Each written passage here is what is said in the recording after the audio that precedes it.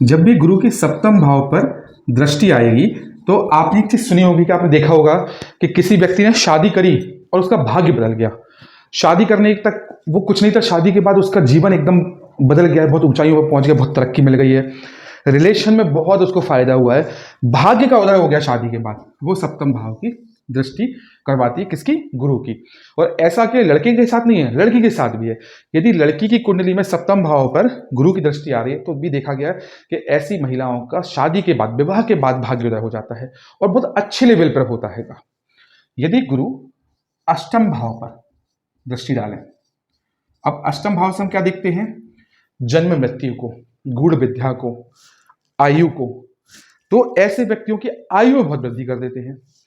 अचानक जो दुर्घटनाएं होती हैं उनको भी हम अष्टम भाव से देखते हैं, अचानक दुर्घटनाओं को भी कम कर देते हैं।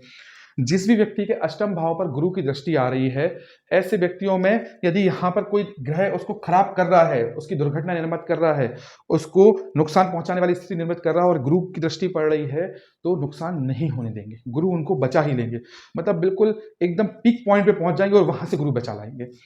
अच्छा, गूढ़ विद्या का भी ज्ञान देंगे। यहाँ पर गुरु एक विशेष प्रकार की विद्या का भी ज्ञान देते हैं। फिर साथ ही साथ अष्टम भाव में गुरु व्यक्ति को अनएक्सपेक्टेड धन भी दिलवाते हैं। यहाँ पर गुरु ऐसा पैसा दिलवाएंगे, खासकर कहाँ से? मायके से।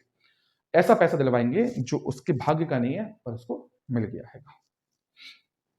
नवम भाव पर गुरु की दृष्टि बहुत अच्छी मानी जाती है। नवम भाव पर जब भी गुरु अपनी दृष्टि डालते हैं, इसे हम त्रिकोण भाव भी कहते हैं, ऐसे व्यक्ति का भाग्य बहुत मजबूत हो जाता है। आपने देखा किसी व्यक्ति का तुक्का हमेशा लगता है, उसने पढ़ाई नहीं करी पर वो सरकारी नौकरी कर रहा है, उसने मेहनत नहीं करी पर वो किसी अच्छे पायदान पर है। क्यों? क्योंकि उसके नवम भाव पर गुरु की दृष्टि आ रही होगी।